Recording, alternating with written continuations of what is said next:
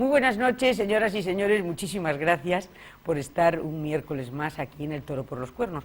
Hoy en directo, que llevamos mucho tiempo haciéndolo en diferido.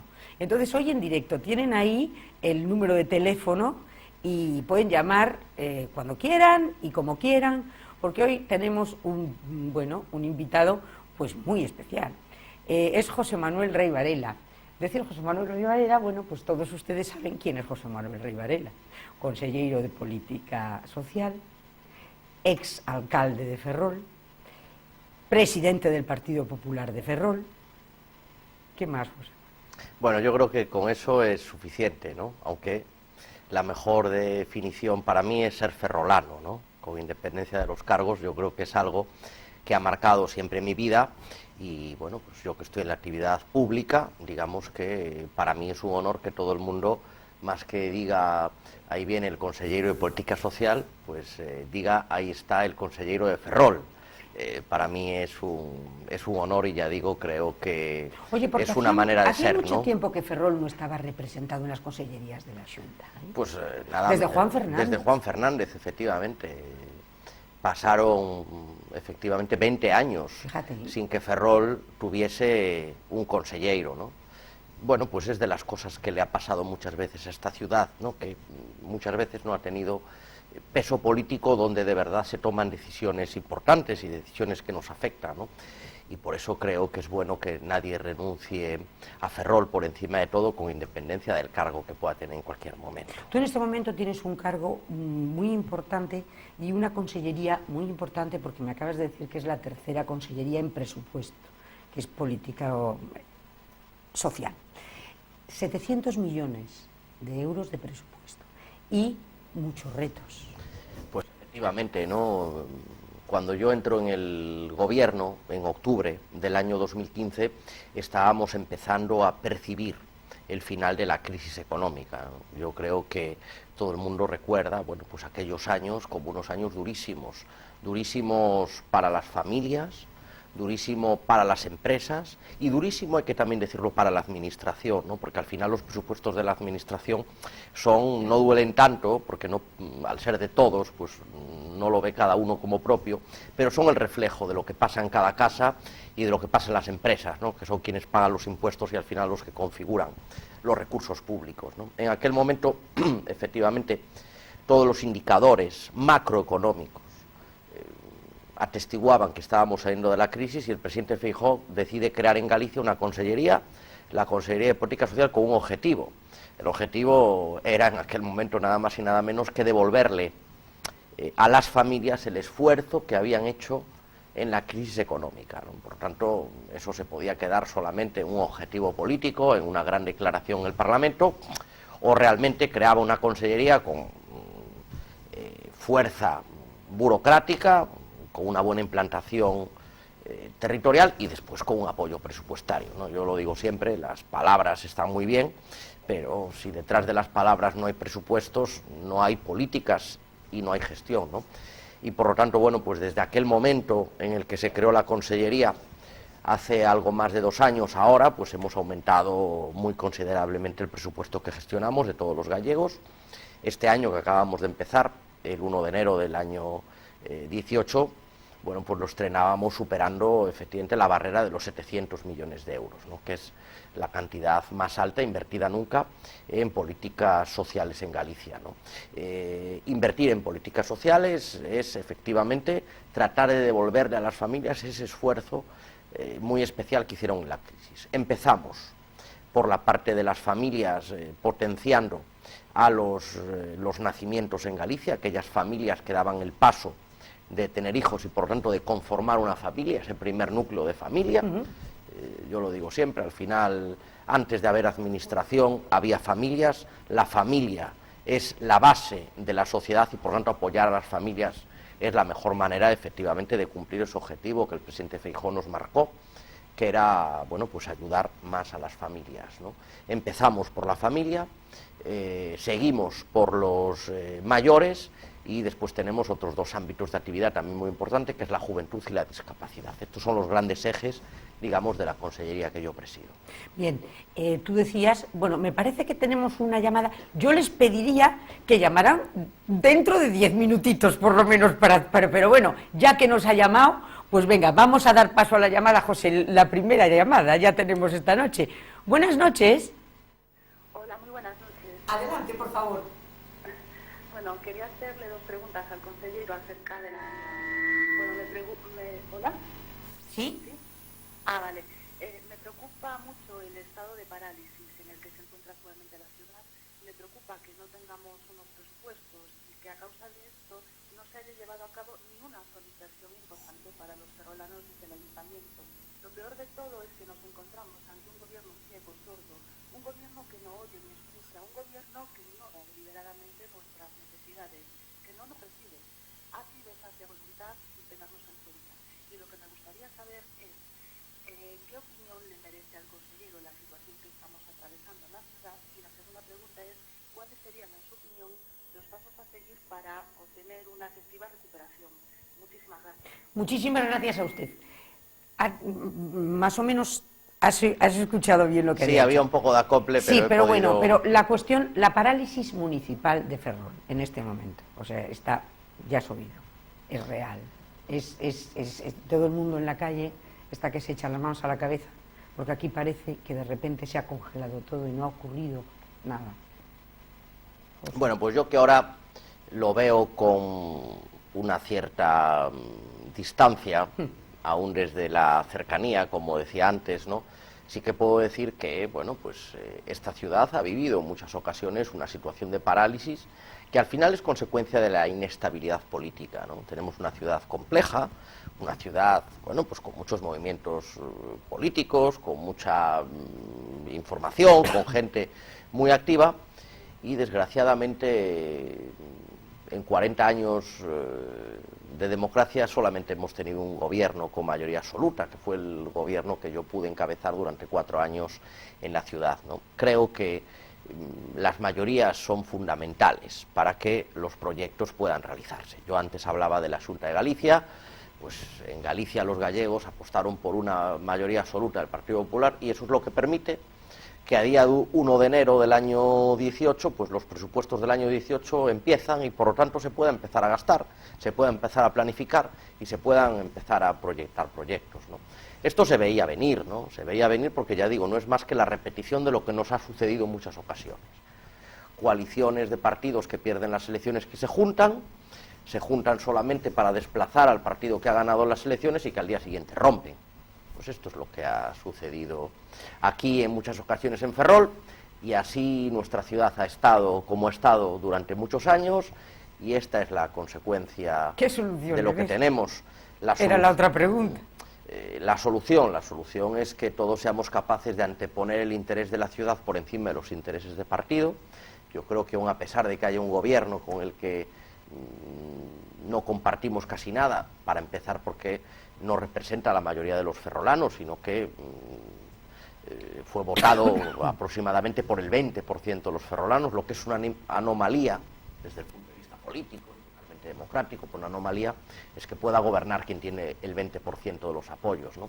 Pero aún así creo que tenemos que ser más unidos en torno a los temas de ciudad, ¿no? Y ser capaces de quitar cosas adelante, ser capaces de ser generosos todos, ya digo, de cuando hay un tema estratégico apoyarlo todos para que salga adelante. Ferrol no se puede permitir ninguna parálisis y efectivamente a mí pues me da mucha pena ver paralizados temas estratégicos de la ciudad. Claro, porque es lo que tú acabas de decir, o sea, en política municipal, un poco si tenemos todos, sabemos lo que le conviene a la ciudad, es cuestión de dejar las siglas, de dejar los partidos y de ponernos todos de acuerdo en lo que nos une. No creo que sea tan difícil eso.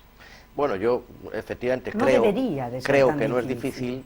La práctica de lo que ha sucedido en esta ciudad nos dice es imposible. Que no digo que sea imposible, que hasta este momento ha sido prácticamente imposible, ¿no? El ejemplo lo tenemos en la aprobación de los presupuestos, ¿no? Yo creo que es algo... Esto también le suena a la gente muy lejano, ¿no? Porque el presupuesto del ayuntamiento como el presupuesto de la Xunta, ¿no? Bueno, pues no le damos posiblemente tanta importancia, pero sin embargo todos en nuestra casa tenemos que hacer un presupuesto todos los meses. Porque si no, no funciona. ¿No? Porque hay que saber lo que vas a gastar aquí, lo que vas a ahorrar, lo que necesitas para esto, planificarte. Bueno, pues eso es lo que tienen que hacer también las administraciones, ¿no? En 40 años nunca se aprobaron presupuestos todos los años en Ferrol, salvo los 4 años que hubo mayoría. Esto es un dato objetivo, ¿no? Por lo tanto, creo que tenemos que aprender a que tenemos que confiar en gobiernos en mayoría para que esto que debiéramos de practicar, pero que después la realidad nos dice que no sucede, pues no nos siga pasando. Es verdad que nunca habíamos llegado al extremo que llegamos en este mandato, ¿no? Tampoco nunca en la vida, en 3 años, nunca ni un solo presupuesto, ¿no? Eso es verdad que es... claro, porque se sigue funcionando en el Ayuntamiento de Ferrol con los presupuestos últimos del Partido Popular, con los últimos tuyos, sí, eso, prorrogados 3 años. Yo creo que esto es una situación totalmente anómala. Sí, porque además... yo qué voy a decir, ¿no? Que eran unos presupuestos que yo elevé al Pleno y que yo confeccioné, ¿no? Junto con mi equipo de gobierno, ¿no? Pero la realidad del año 18 no tiene nada que ver con la realidad del año 15, ¿no? Las inversiones que Ferrol necesita ya no son las que estaban en el año 15, ¿no? Las soluciones que Ferrol necesita ya son otras, ¿no? Por lo tanto, bueno, pues yo espero que pueda haber presupuestos cuanto antes en nuestra ciudad. Esto no está incidiendo muy negativamente el no haber elaborado y modificado la ley electoral. Bueno, yo creo que había... Que la ley electoral no tendría que ir hacia que el partido más votado sea el partido que gobierna. Yo creo que hay que modificar la ley electoral en España. Los sistemas más avanzados europeos han modificado su normativa electoral precisamente con la intención de que gobierne la fuerza más votada. Yo voy a poner un ejemplo, ¿no? Uno solo, ¿no? Podríamos hacer un repaso a toda la normativa electoral europea, pero voy a poner el ejemplo de Grecia, que están gobernando los populistas de Tsipras en Grecia.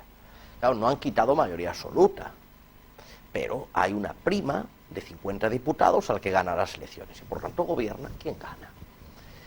Claro, bueno, pues aquí desgraciadamente, ya digo, el resultado de las últimas elecciones municipales es que el Partido Popular, yo encabezaba la candidatura, podía ser otra persona, quitó casi el doble que el que acabó gobernando. Claro, eso la gente no lo entiende.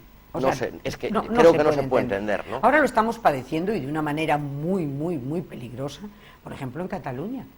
O sea, en Cataluña en este momento tú tienes una victoria, pero contundente por parte de Ciudadanos y de la señora Arrimadas, histórica y fantástica, y en este momento, por esa ley suma electoral de partidos que han perdido, ellos la tienen peor, porque encima la ley electoral catalana es terrorífica, con una prima precisamente a los pueblecitos más pequeños.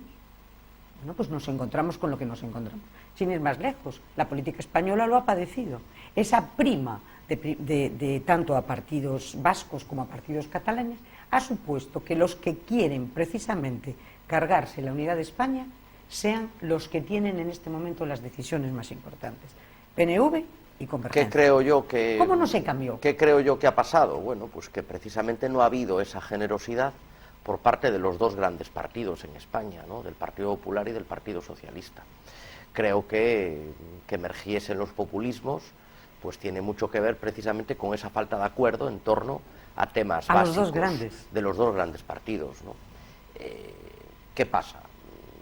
Es verdad que fue el PP que, pudiendo hacerlo, no lo hizo, porque el PP en Madrid tenía mayoría absoluta en la anterior, hace 2 legislaturas ya, porque hubo una breve legislatura sin gobierno, que fue otra característica precisamente de este problema, de esa misma situación. El PP fue el que no lo hizo, pero también es verdad que el PSOE tiene como mínimo otro 50% de responsabilidad, porque nunca en España se había tocado la normativa electoral sin el consenso de los dos grandes partidos, que yo creo que también es un síntoma de madurez democrática, ¿no? Es decir, bueno, pues no se debe tampoco, creo yo que no se debe hacer, esto no es Italia, donde eso es muy habitual, no se debe de cambiar la normativa porque tú estás gobernando y la cambias para tu beneficio, ¿no? Y en España es verdad que nunca se había hecho, ¿no?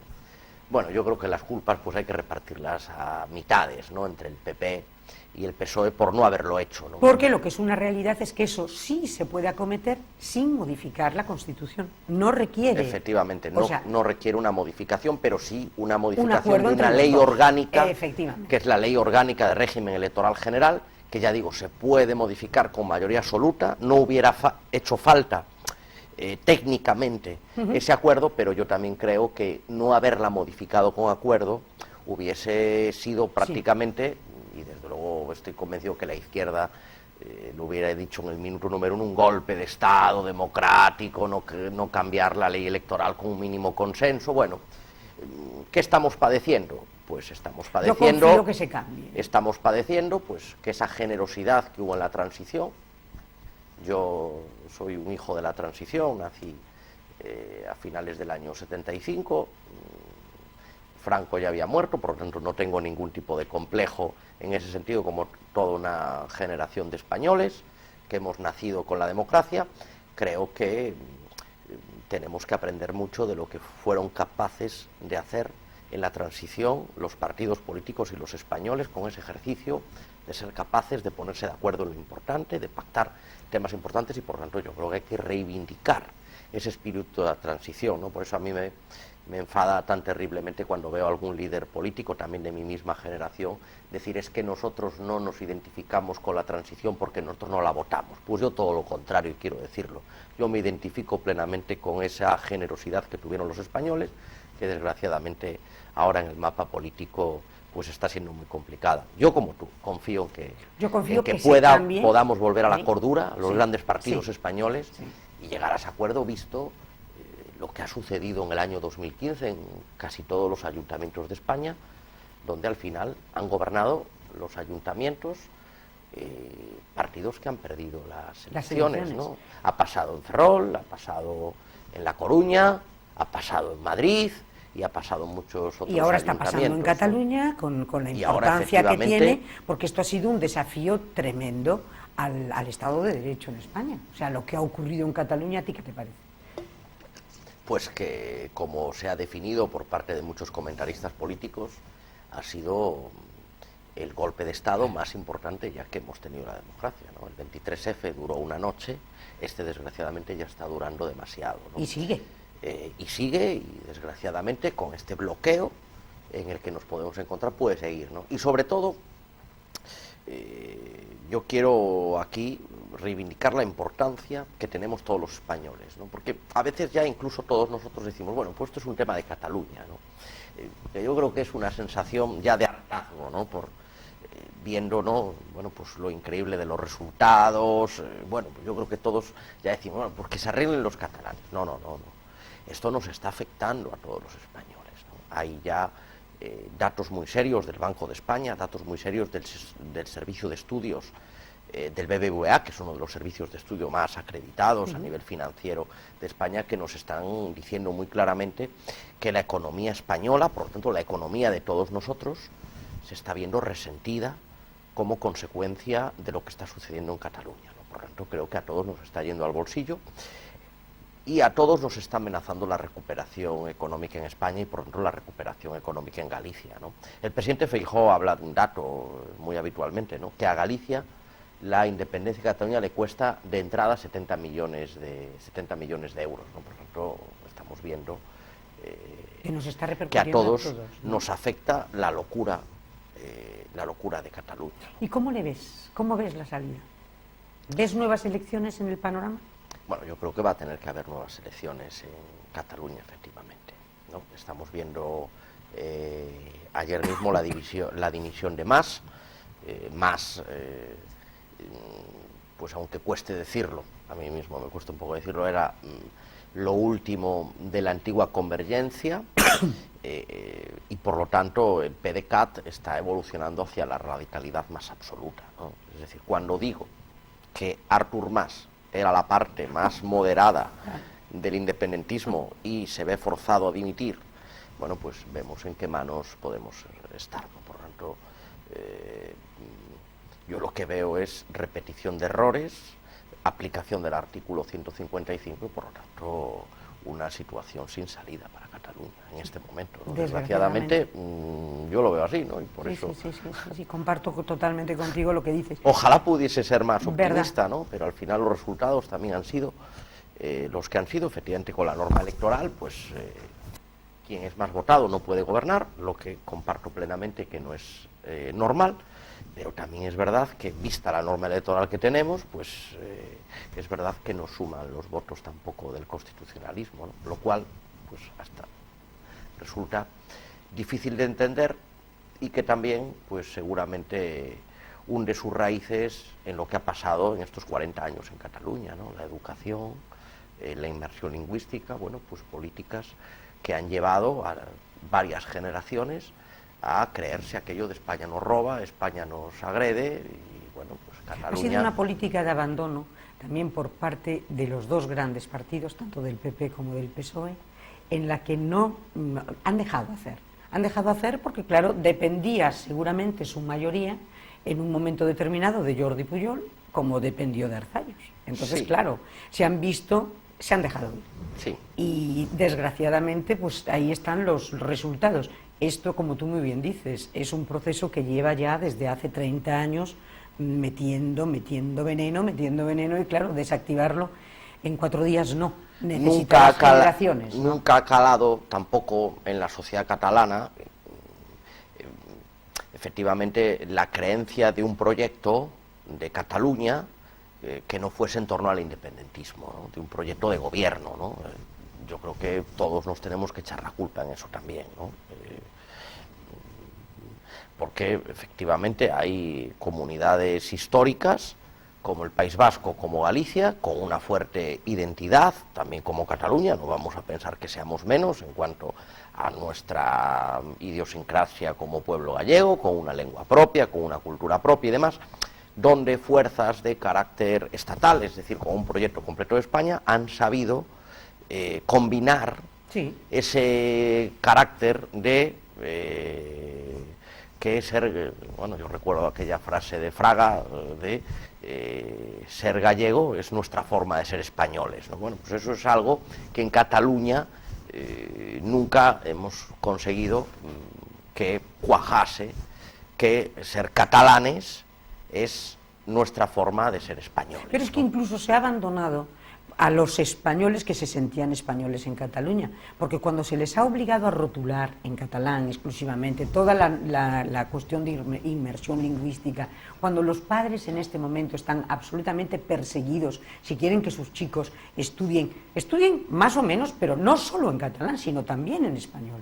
O sea, se ha mirado, la inspección de educación no ha funcionado. O sea, está puesta exclusivamente por los propios agentes de la Generalitat. Ha sido un abandono terrorífico. Nada que no, efectivamente así, y también tengo que decir otra cosa, nada que no conozcamos en Galicia, ¿no? En Galicia hemos tenido 4 años de nacionalismo cogobernando, el famoso bipartito, donde estaba el BNG con el Partido Socialista, hombre, y esa era la misma estrategia, ¿no? Afortunadamente los gallegos solamente le dieron confianza 4 años al nacionalismo, ¿no? Y ya inmediatamente los echamos. Sí. Pero yo que ocupo la consellería que ocupó el nacionalista Anxo Quintana y que gestiono las escuelas infantiles, por ejemplo, todo el mundo recordará aquello de las galescolas. Sí. Claro, es que esto acaba de pasar, ¿no? Es verdad que ya digo, los gallegos, que tenemos mucho sentidiño, enseguida hemos reaccionado, el gallego, ¿no? Es distinto. Si el gallego recordamos aquello de las muñecas, recordamos aquellos del cambio horario, para tener una hora diferente a la de España, igual que la de Portugal, en fin, esto es lo que va haciendo el nacionalismo, ¿no? Y si les dejas, lo que no hay ninguna duda es que lo hace. Hay una cosa que hizo el nacionalismo y no habéis arreglado en el Partido Popular, y es precisamente donde tienes tu despacho, que es en San Caetano. En San Caetano, desde que el primer bipartito que hubo, que era ¿cómo se llamaba? Lashem. Con los de Coalición Galega, aquel que le costó el gobierno a Fernández Albor, que fue el de José Luis Barreiro, aquel que estaba de vicepresidente, el tránsfuga, que luego aquello fue la monda, los vendió al Partido Popular y hizo que ganaran las elecciones. Los otros que luego afortunadamente pues no le votaron, o sea, se encontraron con la horma de su zapato.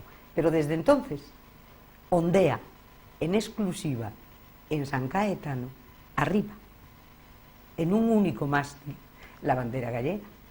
Y la bandera española está abajo, junto con la comunitaria y junto con la gallega también. Yo te pediría, como consellero y como vas todos los días al despacho, que revises eso, porque se está incumpliendo la ley de banderas. Pues, y en ese mástil tiene que ondear la bandera española. Y aprovechando que te tengo aquí, y que es una reivindicación que hago yo siempre, y digo, Dios mío, hasta puse la foto un día, parecía el Parlamento de Chipras. Porque es parecida a la bandera. Es parecida, sí. Y entonces dije yo, Dios mío, aquí hay que enmendar esto. O sea, la bandera española es la que preside todas las comunidades de España. Y por supuesto la bandera gallega, estamos encantados de tenerla. Yo creo que... Pues es un detalle que yo miraré, ¿no? Sí que es verdad que también he de decir que en todos los despachos oficiales ya lo sé, de la Junta de Galicia la bandera española es la primera y después está la bandera ¿Y sabes por qué te digo lo del mástil? De Galicia. Mira, te lo digo por algo que a mí pero efectivamente estas cosas van quedando y después efectivamente... Y yo creo que había que hacerlo, porque mira, la alcaldesa de Lizarza, en el País Vasco, se jugó la vida por izar en Lizarza la bandera española, junto con la Icurri. Cuando alguien se juega la vida por algo tan importante como es lo que nos identifica a todos los españoles, le tenemos que dar, yo creo que un respeto y una categoría. O sea que... Muy bien, pues ahí queda apuntado, ahí queda apuntado. Volvemos a la consellería. Decías en aquellas declaraciones que a mí me gustaron mucho, un sitio ideal para los niños, para vivir los niños y las personas mayores. En Galicia es verdad, o sea, la política que hacéis con los niños pequeños es extraordinaria y te felicito. La cuestión de guarderías, la cuestión de protección social, es impresionante. Pero los mayores los veo yo un poquito...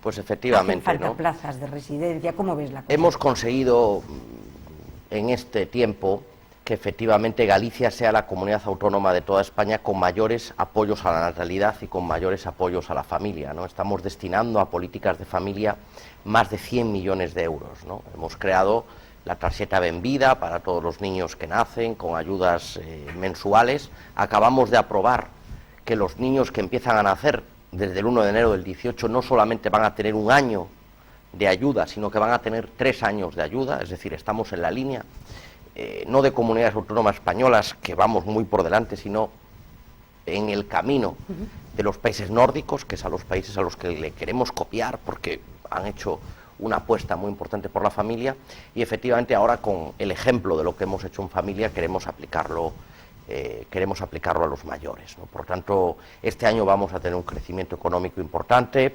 para efectivamente poder atender a todos nuestros mayores, ¿no? Hemos avanzado mucho en el servicio de ayuda en el hogar, hemos aumentado varios millones de horas. En este momento la Xunta de Galicia tiene 7 millones de horas para atender a la gente en su casa, es el servicio de ayuda en el hogar que todo el mundo conoce. A ver si este año llegamos ya a 8 millones de horas y por tanto tenemos toda la demanda cubierta y nos falta, tenemos que hacer una apuesta todavía muy importante que la estamos preparando para esta legislatura, que son las nuevas residencias de mayores, ¿no? Hay una necesidad evidente de plazas residenciales. En este momento ya tenemos anteproyectos para 7 grandes residencias en las 7 grandes ciudades de Galicia que van a ver la luz en esta legislatura. ¿Van a ver la luz? ¿Los proyectos o...? Bueno, las residencias. O sea, el arranque de toda esa obra, porque aquí en Galicia... No, el arranque y la finalización... ¿Tú crees? De esa obra. Sí, la Xunta de Galicia es una administración muy seria. Cuando dice que va a hacer algo, lo planifica, lo estamos planificando, y el compromiso del presidente es que vean la luz en esta legislatura. Ferrol tiene un problema, ¿verdad?, con plazas... Sí, Ferrol lo tiene, y tengo que decirlo, aunque la de Ferrol va a ser la primera, faltaría más, pero lo tienen todas las ciudades de Galicia. Estamos en un momento de envejecimiento de la población, esto es una realidad y por tanto tenemos que crear nuevas plazas, ¿no? ¿De cuántas plazas son más o menos las residencias? Las residencias que estamos planificando para construir son de 120 plazas en las 5 grandes ciudades de Galicia, excluyendo a las 2 más grandes, que son La Coruña y Vigo, donde van a ser 150 plazas. Esto nos permitirá también algo muy importante, no solamente incrementar muy significativamente el número de plazas públicas, sino una reubicación, también, que es algo muy importante, ¿no? Ahora no solamente hay un problema para entrar, sino que hay un problema añadido, que tú entras en una plaza y entras por poner un ejemplo, en La Cañiza, y después tienes que pasar también un rosario de traslados para acabar estando cerca de tu domicilio. Nosotros no queremos eso, y por tanto, ya digo, crear las residencias en la ciudad nos va a permitir que todo el mundo tenga plaza cerca de su domicilio, ¿no? Y después otra política que ya va a ver la luz en este año 2018 es que nosotros a toda la gente que está en lista de espera le vamos a ofrecer una libranza, que es como le llamamos, una libranza vinculada al servicio residencial, que es una paga para que con ese dinero ayudarle a costear una plaza privada donde la gente desee, ¿no? Yo creo que eso va a ser muy revolucionario. Eso es revolucionario. Sí. O sea, un porcentaje para que la persona pueda llegar, porque desgraciadamente son muy caras. Sí, nosotros, las pensiones en Galicia, la pensión media de Galicia son 700 euros. Desgraciadamente no tenemos las pensiones medias que puede tener la Comunidad de Madrid o que puede tener Cataluña, ¿no? Está en torno a los 700 euros, ¿no? Esa es la pensión media de los gallegos, ¿no? Por lo tanto, nosotros este año lo que vamos a ofrecer a toda la gente que está en lista de espera, que son 2.000 personas en toda Galicia, es decir, es mucha gente, muchos mayores que están esperando precisamente por el servicio, es ofrecerle una paga de 400 euros para que con ese dinero, junto con su pensión, pueda sufragarse una plaza privada donde la gente desee. Creemos que esto va a ser muy importante. Es un modelo que ya hemos implementado, que yo he implementado en el ámbito infantil, en las escuelas infantiles. La red pública no llega a todas partes, y por lo tanto uno se puede quedar en lista de espera en una escuela pública, en una escuela infantil pública. Pues nosotros lo que hacemos, a través de algo que le llamamos el bono concilia, es que con ese bono, que es un dinero, todos los meses, lo que hace es que nosotros le damos ese dinero y va con ese dinero donde quiere. Y eso además nos parece algo moderno. ¿Y tenéis a mucha gente en ese grupo de...? Pues lo hemos... no tenemos límite presupuestario, ¿no? Por lo tanto, toda la gente que lo solicita lo tiene, en el ámbito infantil. Pero bueno, toda la tendrá gente que tener, lo solicita. claro, una serie de características laborales, no profesionales. Todos, es universal en el ámbito infantil. ¿Dependiendo del tipo de renta? Dependiendo del nivel de renta, lo que hay es que te pagamos más o te pagamos menos. Pero todos tienen... Pero todos, nosotros creemos en las ayudas para todos. No creemos que la política social esté restringida solamente a un grupo de población. Es evidente que hay un grupo de población que necesita más. Que necesita más, pero eso no quiere decir que nosotros tengamos que diseñar, que esa es la gran mentira de la izquierda, políticas sociales solamente para quien no tiene nada.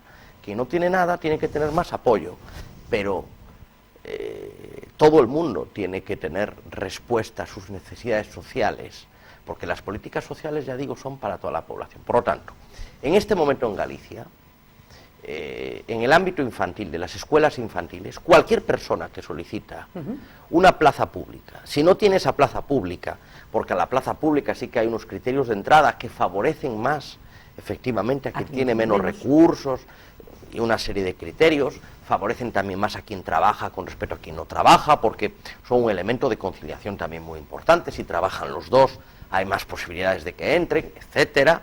Si son familias donde solo hay una madre, porque es una realidad que también hoy tenemos, pues hay más puntos. Pero quien no entra en la plaza pública, todo aquel que no entra en la plaza pública, tiene garantizado el bono, que es un dinero todos los meses para sufragarle una plaza privada. Ese bono va de 50 euros a quien tiene más recursos a 150 euros a quien tiene menos recursos. Está graduado, pero todo el mundo tiene ayuda, que es lo que tenemos que ser capaces de conseguir, ¿no? Por lo tanto, también tenemos un caso, yo creo que muy bonito y muy igualador, que es, imagínese, la mejor escuela privada. En cualquier ciudad de Galicia, pues quien no tiene ningún tipo de recursos puede también acceder a esa escuela privada, porque va a tener la mayor aportación del bono, y por lo tanto eso es garantizar la igualdad de todos, ¿no? Completamente. Y eso mismo que hemos sido capaces de universalizar en el ámbito infantil, vamos a intentar este año universalizarlo en el ámbito de mayores, ¿no? Por lo tanto, yo creo que va a ser una salida pues muy interesante, ¿no? Mira, una cosa que hablas ahora de los niños. Una de las cosas que yo creo que es que iguala más a los niños y evita el que haya reticencias de unos con otros y tal, sería el uniforme. Pues efectivamente, ¿no? Lo que pasa es que ahí entramos ya en No, pero sería una un buena tema, cosa también para tomar en cuenta, porque muchas veces, yo te lo digo, porque he tenido niños por todas las edades, y hay a determinadas edades que te vuelven loca con que si parece que si la marca del pantalón, que si parece que no sé qué, que si parece que no sé cuánto. Solución, todo el mundo es sí, uniforme. desde luego. Y eso, pero ahí automáticamente solamente destaca el que tenga más coco, o el que sea más disciplinado, o el que tal, pero no por el pantalón, o por el zapato, o por la mochila. Bueno, la mochila no podías unificar. Entramos ahí, efectivamente, entramos ahí en un Creo tema que ayudaría mucho, que deciden los propios centros educativos, ¿no? Cada centro educativo tiene un proyecto educativo docente y decide estas cuestiones, ¿no? Yo ahí creo que todos tenemos que reivindicar con fuerza ese derecho que tenemos los padres a elegir la educación que queremos para nuestros hijos, ¿no? Por lo tanto, los padres tenemos posibilidades de elegir si queremos que nuestro hijo vaya con uniforme o no vaya con uniforme en este momento, ¿no? Mira, dime una cosa, el gran problema no de Galicia, bueno, Galicia lo tiene muchísimo, claro, España lo tiene, Europa lo tiene, Occidente lo tiene, es el demográfico. Pues efectivamente. El gran problema, que la gente se está escapando un poco, pero es un problemón de aquí a 30, 40 años, es que nos podemos incluso jugar la civilización. Pues sí. Es que es muy serio. Creo que hemos hablado mucho de la crisis, ¿no? De la crisis económica, ¿no? A mí que me preocupa mucho de esa crisis económica, que esa crisis económica ha repercutido en una crisis de valores. Y por lo tanto, bueno, pues la sociedad está cambiando y por lo tanto, bueno, pues no le damos a la familia la importancia que ha tenido históricamente y al final es el eje de la vida de todos nosotros, ¿no? Uno cuando tiene un problema de verdad, pues al final pues puede ir al ayuntamiento o puede ir a la Xunta, pero al final sabe que de verdad el elemento protector verdadero es la familia, ¿no? En esta época de dificultad económica de hace unos años, pues al final todo el mundo lo decía, ¿no? Pues al final los abuelos, qué elemento de protección tan importante, ¿no? Que tenían ahorrado y que pudieron ayudar a sus hijos y ayudar a sus nietos, ¿no? Bueno, pues eso es la familia, ¿no?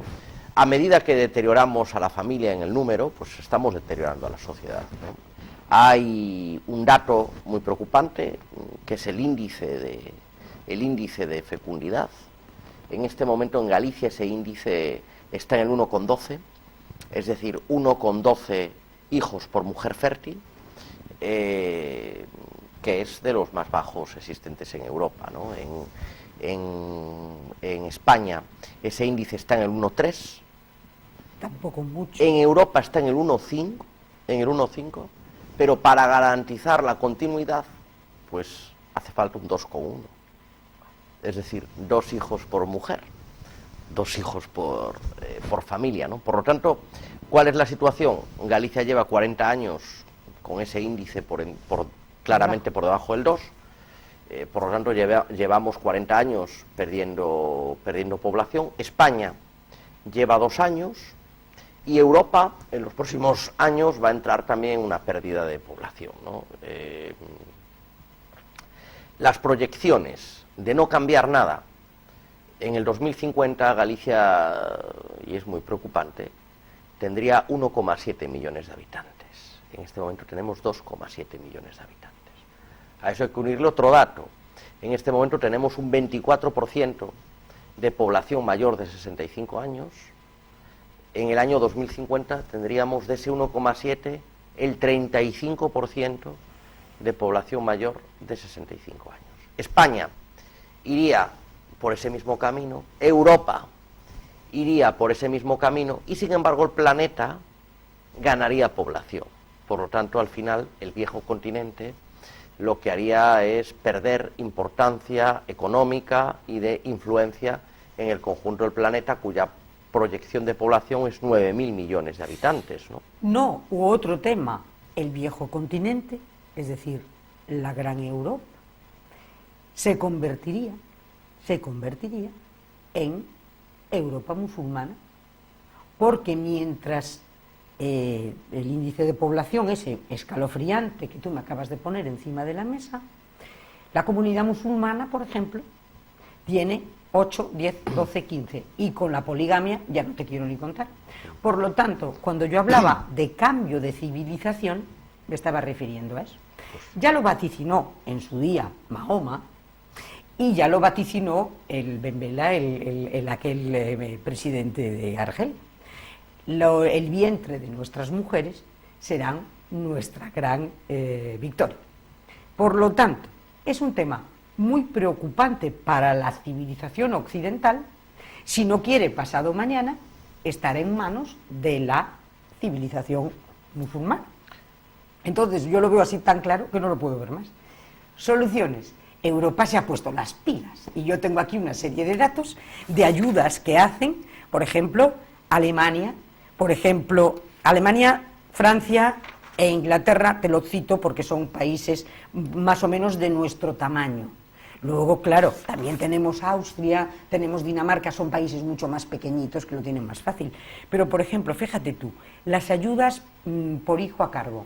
Por ejemplo, en Alemania, fijaros, entre un primer y segundo hijo, independientemente del nivel de renta, cobran los alemanes 184 euros mes. A partir del tercero, 190. El cuarto y los siguientes, 215 al mes. Eso, por ejemplo, en Alemania. Pero en Francia, cuando nace un niño, le pagan, fíjate, 917 euros, un pago único, para economías de hasta 34.000 euros. O sea, 2.000 euros mes. 2.000 euros mes, sí. Pero fíjate tú, tienen unas prestaciones de 183 euros mes por niño, a mayores de las prestaciones que les dan a la familia. Porque si el padre o la madre pretenden quedarse en el hogar cuidando de los niños, cualquiera de los dos, tienen una paga de 900 euros mes, a mayores de lo que van a tener por niño. Es decir, se están armando Europa, lo mismo Reino Unido, lo mismo Austria, lo mismo Suecia. Pero claro, yo comprendo que esto, de cara a los presupuestos, ahora mismo España, esto no lo puede hacer. Pues tenemos que ser capaces de Pero invertirlo, porque si es un gran problema, como tú estás apuntando, el más grande que tenemos, José, que ser capaces de que nuestra mayor inversión tiene que ser para la familia. Si al final, efectivamente, nos estamos jugando nuestra pervivencia como civilización, nuestra pervivencia como la ciudad, pues no podemos seguir mirando para otro lado, y lo que tenemos es que invertir recursos públicos. Yo lo decía, has hecho un relatorio, yo también conozco, obviamente, todas estas cifras. Galicia está en ese camino, es lo que yo comentaba, ¿no? Ahora mismo aquí estamos en 100 euros el primer año. Ya hemos introducido para el segundo y para el tercer año, que son 200 euros cuando es el tercer hijo. ¿Pero 200 euros al mes? Al mes. ¿Durante cuánto tiempo? Durante 3 años. Durante 3 años. Durante 3 años. Pero esto es un esfuerzo que está haciendo una comunidad autónoma. El resto son esfuerzos de los países. ¿Y la gente cómo lo tiene que solicitar? Esto, ya cuando nace cualquier niño en Galicia, te entregan una caja, que es la Caixa Benvida, con una serie de cosas que hemos copiado, le llaman aquí la caja finlandesa, porque la hemos copiado de la caja que en Finlandia llevan entregando desde hace más de 100 años a las madres que dan a luz en Finlandia. Nosotros la hemos copiado en Galicia, y dentro de esa caja ya está la solicitud para solicitar esta ayuda de la Xunta de Galicia. Pero insisto, es una ayuda autonómica. Todas estas ayudas que has citado son ayudas del Estado. Del Estado, España, claro, no tiene todavía este sistema, ¿no? Y una comunidad como Galicia, que no somos una comunidad especialmente rica, estamos ya haciendo este esfuerzo, que debe de ser un esfuerzo de toda España, ¿no? Y que por lo tanto esperemos que pronto España incorpore todas estas medidas para nosotros, que estas sean medidas complementarias, claro, de Galicia, pero que ya haya unas medidas estructurales, ¿no? aquí creo que podemos ser ligeramente optimistas, ¿no?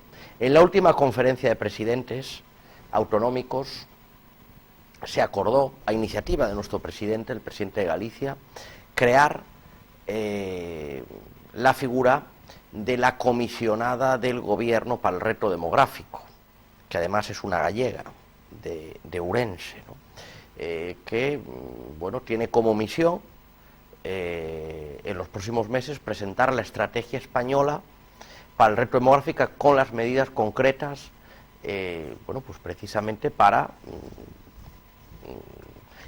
implementar esas políticas que otros países llevan años implementando, porque esta es otra característica de los retos demográficos.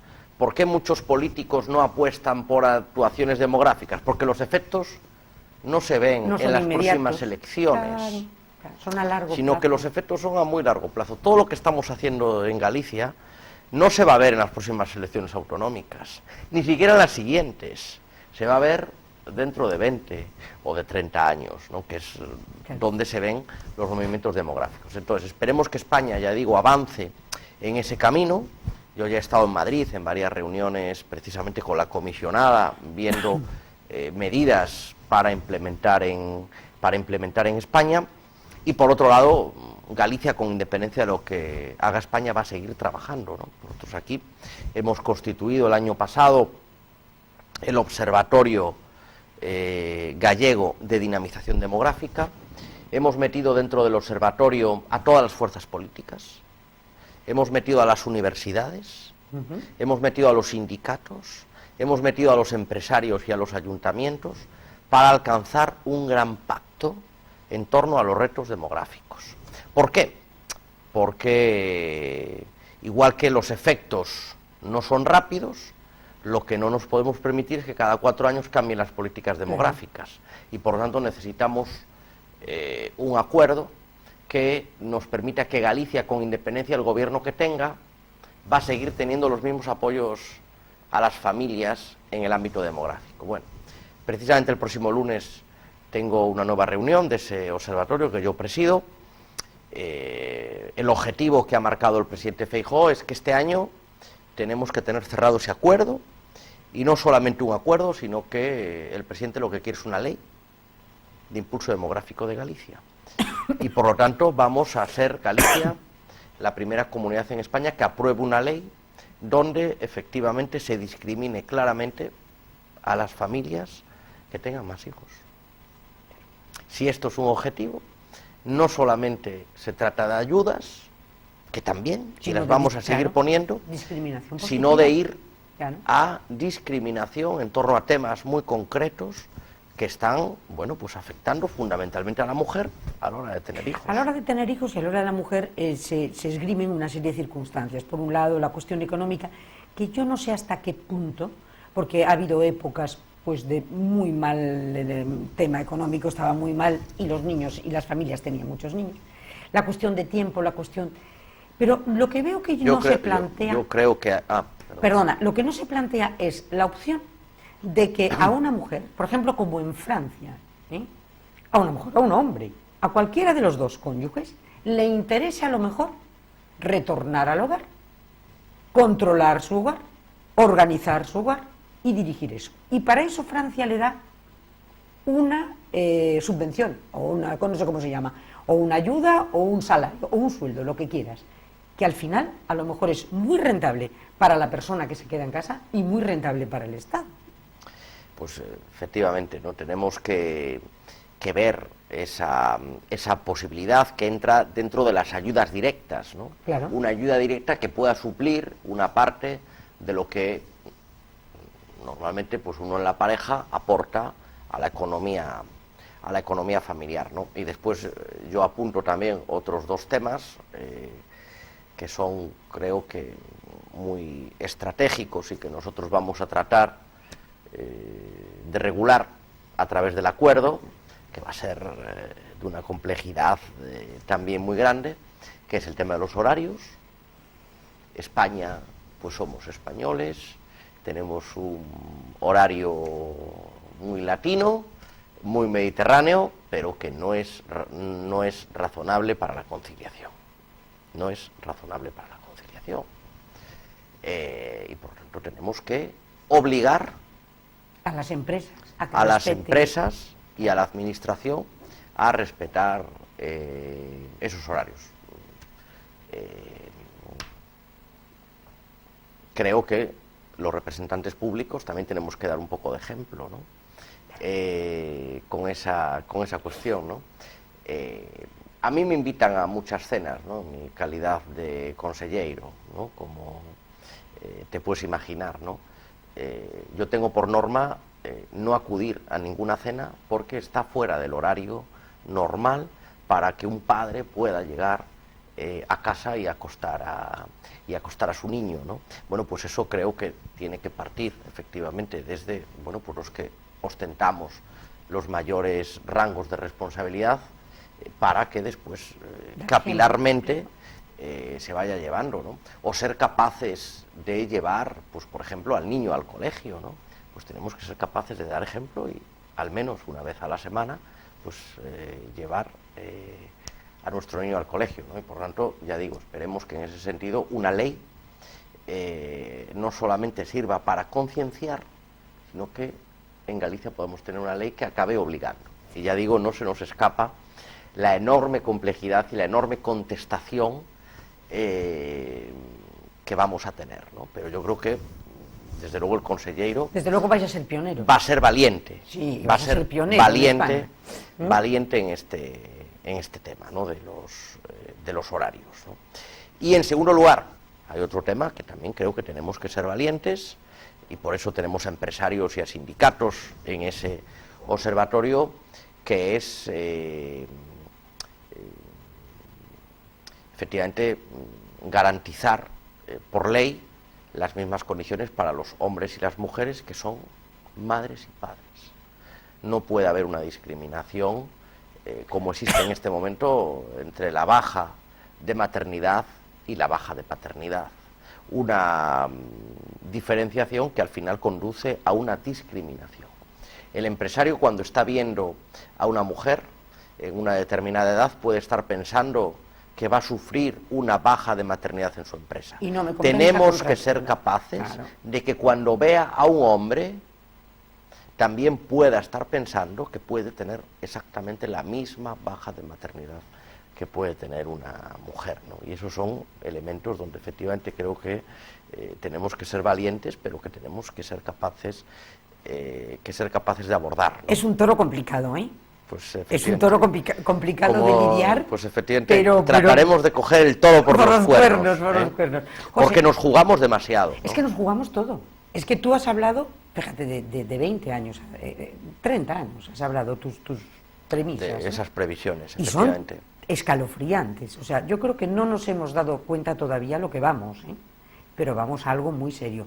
Otro tema que quería tocar, los grandes perjudicados desde la entrada en la Unión Europea de España han sido nuestro sector primario, tanto la pesca como la cuestión láctea, como la agricultura. Pesca. Ahora mismo, todos estos días, estamos viendo que si se reducen las cuotas, que si ya no pueden pescar, que si ya no se puede pescar la sardina, que si se reduce no sé qué. Está la gente muy preocupada y está la gente muy nerviosa por todo eso. Que luego encima estamos, todo este colectivo, si mañana se queda en la calle, ¿a dónde va? ¿Qué reciclaje tiene? Por otro lado, la Unión Europea lo que está es animando e incentivando a que haya cada vez más desguaces. ¿Qué hacemos con la pesca? Bueno, yo creo que efectivamente en el ámbito del mar, de la mar, para los que somos de puerto de mar, y en el ámbito agrario, Galicia puede volver a ser una gran potencia, ¿no? ¿Tú crees? Yo estoy absolutamente convencido. A ver, ¿no? dinos eso, porque eso es muy interesante. En cuanto, y no es algo de mi competencia, ¿no? Pero obviamente pertenezco a un gobierno y por lo tanto tengo que tener información de todas las consellerías de la Xunta, ¿no? Es verdad que hubo un varapalo muy importante a los intereses pesqueros de España y por lo tanto de Galicia, porque Galicia al final representa una parte muy importante de la pesca en toda España en el momento de entrada de la Unión Europea. Pero la última negociación de frente a lo que a veces se dice, la última negociación de cupos pesqueros fueron claramente favorables para Galicia. Por lo tanto, hemos incrementado nuestras posibilidades de captura, ¿no? Y por lo tanto, hoy el sector pesquero en Galicia está apuntando a una recuperación, ¿no? Eso es lo que indican la mayor parte de datos, ¿no? Con independencia de que tenemos que ser capaces de apostar, y eso me consta que está trabajando la Consejería del Mar, en la mayor valorización de lo que pescamos y de lo que producimos, ¿no?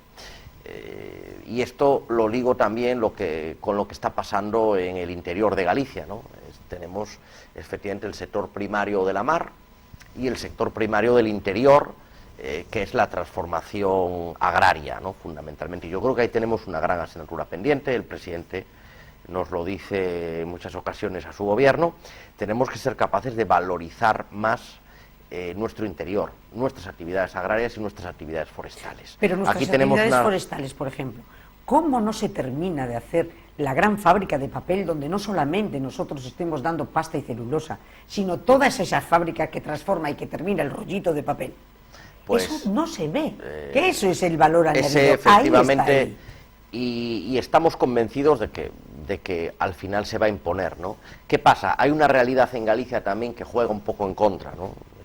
Que es el minifundismo de la propiedad, del rural, que va metido en nuestra idiosincrasia como pueblo, ¿no? Aquí, bueno, pues ya se sabe el dicho este de si me tocas o marco mato, ¿no?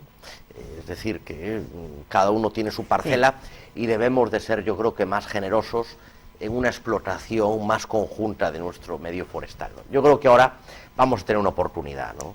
Todos los gallegos tenemos algún monte, pero en estos momentos ya nadie sabe ni los montes que tiene, y por lo tanto es un buen momento para que la administración pueda fomentar una gran explotación de carácter forestal, ¿no? Y si me lo permites, además, efectivamente, de lo que estás apuntando de la transformación forestal, de las oportunidades energéticas en torno al tema forestal, yo soy un defensor, por ejemplo, del pellets, que está demostrado como gran energía limpia y barata. También creo que va a haber una vuelta a la agricultura tradicional y que, pues, al final nos vamos a dar cuenta que la alimentación sana que hemos ido abandonando como consecuencia del éxodo del rural al urbano, vamos a acabar volviendo cada vez más hacia eso, y en eso Galicia va a poder aportar muchísimo en el futuro, ¿no? Por lo tanto, sabemos que en eso tenemos un reto muy importante, que es un reto también demográfico, ¿no? Porque igual que tenemos ese reto demográfico de seguir teniendo una pirámide de población razonable, también tenemos un reto demográfico que es evitar la brecha entre la zona interior de Galicia y la zona costera, ¿no? Las provincias de Lugo y Orense, que representan un porcentaje de superficie de la mitad aproximadamente de Galicia, tienen 600.000 habitantes en un contexto de 2,7 millones de habitantes, ¿no? Por lo tanto, tenemos que ser capaces efectivamente de que ese crecimiento de Galicia sea un crecimiento sano y, por lo tanto, que el interior pueda crecer también en nuestra comunidad. Bueno, otra cosa que yo creo que vamos a estar de enhorabuena, por eso yo no sé si va a coincidir con tu presentación a alcalde en las próximas elecciones, pero bueno, tanto si vas tú o si va otra persona, creo que va a estar de enhorabuena, porque Ferrol siempre ha seguido unos ciclos, es cíclico. Hemos estado en la punta de la pirámide y hemos estado abajo de todo. Ahora estamos abajo, llevamos una época terrorífica, pero esa época, ese ciclo va a cambiar, y yo estoy totalmente convencida, entre otras cosas por el tremendo incremento que va a haber en gastos de defensa, y entre otras cosas porque yo ya les anuncio desde aquí, y no soy bruja, yo creo que en el primer semestre del 2018 vamos a empezar con el famoso proyecto de las fragatas F-110. Eso es una realidad. Entonces, yo no sé si vas a ser tú o no vas a ser tú, pero desde luego yo creo que la persona que pretenda ser alcalde de Ferrol o alcaldesa de Ferrol se va a encontrar con un ciclo en alza que va a ser muy bueno. Bueno, a ver... Pero hay cosas que preparar. Yo, pues efectivamente, que todo el mundo me lo pregunta, ¿no? Y tampoco me importa que me lo pregunten, ¿no? Y yo, pues, contesto siempre con mucha sinceridad, ¿no? Eso no se sabe, hay que tomar decisiones, y que además lo importante no son las personas, lo importante son los proyectos, ¿no? Y entonces, a quien está tan preocupado por las personas, porque bueno, pues me llega, ¿no?, siempre esos rumores, esas preocupaciones, yo les digo, no, aquí tenemos que estar preocupados por la ciudad y por los proyectos de ciudad. Y efectivamente creo que hay un proyecto ilusionante, que es el de la transformación del astillero de Navantia, la creación de un astillero moderno, una transformación como la que tuvo hace 100 años aproximadamente ahora, ¿no?, a principios del 19, del siglo del 20, finales del 19, a sí, finales sí. del 19, principios del 20, bueno, pues que podrá ser viable efectivamente con la construcción de las fragatas F-110, ¿no? Por lo tanto, efectivamente, la ministra de Defensa anunciaba efectivamente un incremento del gasto en defensa asociado precisamente a una transformación de los buques insignia de la Armada, ¿no? Por lo tanto, creo que tenemos que estar muy atentos, preocupados y ocupados con los presupuestos del año 2018 en España, que Eso van a ser claves para determinar los próximos 10 años de nuestra ciudad. No el próximo año, o las próximas elecciones, algo mucho más importante. Los próximos 10 años de nuestra ciudad, que van a estar supeditados a lo que suceda con ese proyecto de fragatas. Y puede ser un cambio de ciclo, pero fenomenal, independientemente Después de que tenemos que ser capaces, Saudita, efectivamente, tenemos que aprender y ser capaces de aprovechar ese ciclo para algo que no hemos sido capaces en otros momentos, que es de que esta ciudad tenga una verdadera diversificación. Y que cuando acabe ese ciclo, porque en más de 200 años de nuestra historia hemos aprendido que es una historia cíclica, como tú bien decías, ser capaces de que cuando acabe ese ciclo alto, bueno, pues que en vez de venir el ciclo bajo, hayamos aprovechado el ciclo alto para seguir igual o seguir creciendo y llegar a una verdadera diversificación. Yo creo que tenemos que aprender de los errores que hemos cometido en otras ocasiones y que eso es una posibilidad que tenemos, ¿no? Yo creo que sí. Y que por lo tanto un buen momento es el momento de invertir, ¿no?, de invertir en el futuro, que necesitamos esos 10 años, pero que tenemos que aprovechar también como ferrolanos en esos 10 años, para que cuando pasen esos 10 años no tengamos que echarle la culpa a nadie, que seamos protagonistas de nuestro propio futuro, ¿no? Porque creo que aquí también le hemos echado la culpa en muchas ocasiones a Madrid, en muchas ocasiones a Santiago, y no hemos mirado suficientemente lo que podíamos hacer por nosotros mismos. Porque siempre hemos sido muy dependientes, porque de hecho es un poco el cómo y el porqué de la ciudad está precisamente en los presupuestos generales del Estado. Ha sido siempre así, por la gran industria que nos ha de alguna manera cobijado y es nuestra razón de ser, tanto la Armada como los astilleros. Sí, pero si me permites, ahora, estando totalmente de acuerdo en eso, completamente, hay cosas que son solo responsabilidad nuestra. Sí, señor. Tener en Ferrol un plan general de ordenación municipal donde no se puede hacer nada es culpa del Ayuntamiento de Ferrol. No tener un convenio de defensa como han tenido otras muchas ciudades, y que el convenio que yo pude firmar después de 4 años trabajando, que heredé las negociaciones de un montón de alcaldes antes que yo, y que ahora eso esté paralizado, pues es culpa de los ferrolanos, no es culpa de nadie que nos quiera mal desde el Ministerio de Defensa, porque al final si se negocia, se acaba llegando a un acuerdo. No tener suelo industrial en nuestra ciudad y que en Narón haya un montón de suelo industrial, pues no le tenemos que echar la culpa a nadie de Madrid.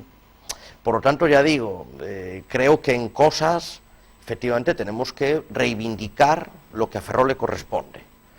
Y yo creo que hay que hacerlo con independencia de los partidos. Ya está bien que tener que obedecer a lo que nos diga el partido, ¿no? Siempre estar esperando a ver lo que digan en La Coruña, lo que digan en Santiago, lo que digan en Madrid. Bueno, yo creo que Ferrol tiene sus propios líderes y que aquí tenemos que tener capacidad de decidir. De gestionar. Y eso no nos debe de asustar. Pero después creo que también tenemos que ser conscientes de que una parte depende de nosotros. Y que por lo tanto también tenemos que romper ese victimismo que hemos heredado en tantas ocasiones y ser capaces de decir: yo creo en Ferrol, creo en nuestras posibilidades y aquí somos capaces de hacer cosas por el futuro, ¿no? Por Claro, eso digo pero yo, de aprovechar esos 10 años también para ser capaces de hacer cosas totalmente de acuerdo contigo, pero... que nos hagan dejar de depender tanto de Madrid y de Santiago. Totalmente. Lo que pasa que depende, tú muy bien lo has dicho ahora mismo, es no de los ferrolanos, de la gestión de los que tienen su responsabilidad. Porque, por ejemplo, estabas tú a punto de firmar el convenio de defensa, a punto. No, yo lo firmé. Y se echaron Yo lo para firmé. atrás ahora esta corporación. Vino otra corporación y se echa para atrás, que es otra Claro. historia del retroceso, de que nunca respetamos lo que han hecho los anteriores. Yo siempre ponía el mismo ejemplo, que vale perfectamente. La Plaza de España, ese fue el ejemplo de cómo cambiando un proyecto cada 4 años, pues al final pasa Lo que pasa. lo que pasa, ¿no? Y tenemos que ser capaces, pues, volviendo a la familia, ¿no? Sí, sí, sí, sí. A heredar, sin ser a beneficio de inventario, pues con las cosas buenas y con las cosas malas, pero seguir para adelante, ¿no? Completamente. Y otra cosa que es un poco también un tema recurrente, oye, los transportes públicos. Por ejemplo, ¿qué le pasa? Porque yo no lo sé, tengo que informarme en Renfe, yo no sé qué es lo que pasa, con el Alvia de Madrid a Ferrol, que jamás hay billetes y que viene, yo creo que deben de poner pues un trenecito residual. Yo creo que no hay plazas suficientes, yo creo que Renfe en este caso nos está tratando fatal y no sé qué pasa. Yo igual que digo que hay efectivamente muchas cosas sobre las que los ferrolanos tenemos un nivel de responsabilidad, yo creo que en la materia de infraestructuras, Ferrol históricamente ha estado discriminado con otras ciudades. Sí, sí. Y por lo tanto yo creo que desde Ferrol en eso tenemos que tener la valentía, y yo desde luego soy consejero del Gobierno de Galicia, pero también soy ferrolano y soy presidente de un partido en Ferrol, y por lo tanto yo lo que digo es que es irrenunciable para Ferrol tener una conexión con la alta velocidad que nos conecte en tiempos razonables con La Coruña y por lo tanto con la alta velocidad, y eso tenemos que ser capaces de exigirlo desde aquí con toda nuestra fuerza y con toda nuestra intensidad. ¿Cómo se puede y exigir, sin ningún José, tipo en de tu complejo. experiencia, ¿cómo se exigen esas cosas? Pues hay que ir a Madrid y exigirlo, ¿no? Oye, ¿tú conseguiste que no cerraran el parador? Pues eso ¿Y es. fuiste a Madrid? Pues fui a Madrid, efectivamente, me reuní con la presidenta de Paradores y conseguimos, por ejemplo, efectivamente que son Estaba decisiones. cerrado, ¿eh? Al final son decisiones políticas. Estaba ¿no? cerrado. Y yo también puedo contar aquí una anécdota, ¿no? sobre el ferrocarril, ¿no? Una anécdota, siendo yo alcalde en el Paseo de la Castellana, en el Ministerio de Fomento, siendo ministra de Fomento Ana Pastor, cuando a mí me dice, alcalde, aquí hay que elegir y hay que priorizar. En aquel momento, y por lo tanto yo asumo mi parte de responsabilidad en esto, me dijo, o mejora de la vía entre Ferrol y Coruña o tren al puerto exterior. Y yo entendí que había que priorizar. Y yo dije, pues tren al puerto exterior. Ahora que tenemos el tren al puerto exterior hay que ir a Madrid y decir, oye, de aquella había que priorizar. Hemos priorizado, lo hemos conseguido. Ahora vamos a conseguir otros 100 millones de inversión, como hemos conseguido para el puerto, para mejorar la línea entre Ferrol y Coruña, que tenga unos tiempos similares a los que tienen otras poblaciones españolas. Tampoco me arrepiento de haber priorizado el tren al puerto exterior. Por lo que digo, diversificar en Ferrol es lo más importante. Y nuestro puerto es un eje Fundamental. de futuro. No para el año que viene o para dentro de 2. Eso es pensar en el Ferrol de dentro de 20 años, ¿no? Donde efectivamente las comunicaciones marítimas van a tener también una importancia competitiva muy importante y que va a ser un eje de crecimiento económico. Si Ferrol es lo que es por ser un gran puerto, nació por tener un gran puerto, por eso tenemos aquí la sede de la flota, Claro.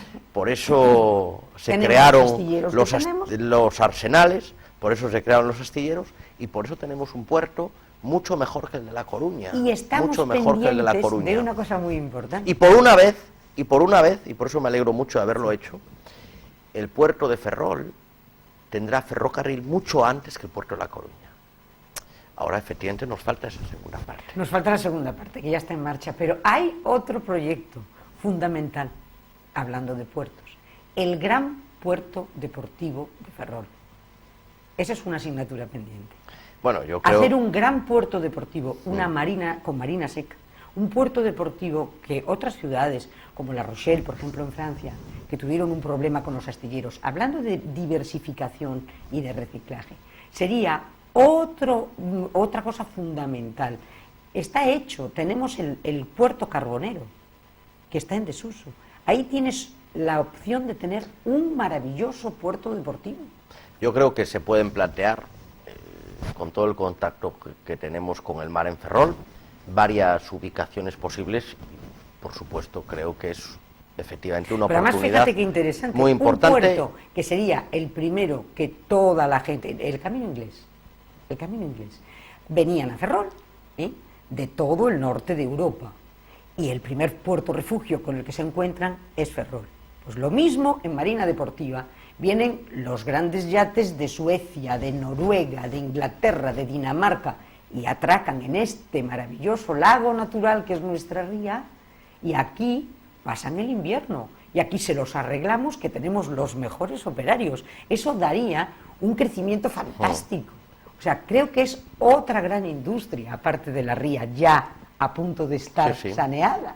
Efectivamente. O sea, fíjate lo que nos da el mar nos da la vida. Bueno, es que efectivamente la vida de Ferrol ha sido precisamente esta ría que tenemos, nuestras condiciones de ubicación estratégica también para muchas cosas, ¿no?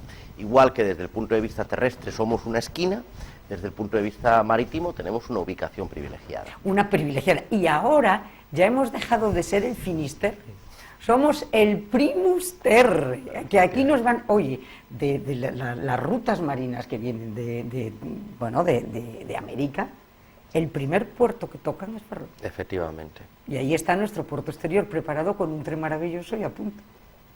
José Manuel, yo creo que hay muchas posibilidades, hay muchas esperanzas en este futuro nuestro, ¿verdad? Pues vamos a confiar en el futuro y sobre todo hacer muchas cosas para convertir esos sueños y esas ilusiones que tenemos que seguir teniendo a pesar de las dificultades en realidad, ¿no? Yo creo que sí. Te agradezco muchísimo que hayas estado aquí con nosotros. Pues ha sido un placer, de verdad. Y la próxima vez a lo mejor pues te entrevisto siendo alcalde, no sé. Pues en fin, espero poder volver como consejero. Muchísimas gracias. Y muchísimas gracias a todos ustedes y hasta el próximo miércoles.